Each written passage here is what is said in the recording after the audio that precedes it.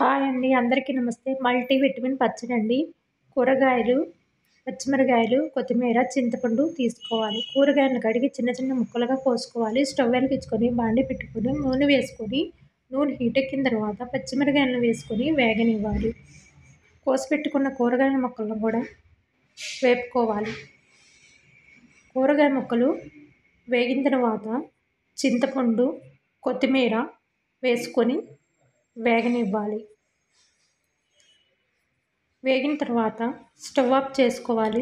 Mixie జారులో ముందు పచ్చిమిరపకాయలు, ఉప్పు, జీలకర్ర, వెల్లుల్లి రెబ్బలు వేసుకొని మిక్సీ పట్టుకున్న తర్వాత వేయించి పెట్టుకున్న కూరగాయలను కూడా వేసుకొని మిక్సీ పట్టుకోవాలి. స్టవ్ వెలిగించుకొని బాండీ పెట్టుకొని నూనె వేసుకొని నూనె హీటెక్కిన తర్వాత పచ్చెనపప్పు, ఆవాలు, జీలకర్ర వేసుకొని ఎండుమిరపకాయలు, కరివేపాకు కూడా వేసుకొని తాలింపు వేగిన తర్వాత పచ్చడిని వేసుకోవాలి. మల్టీవిటమిన్ పచ్చడండి.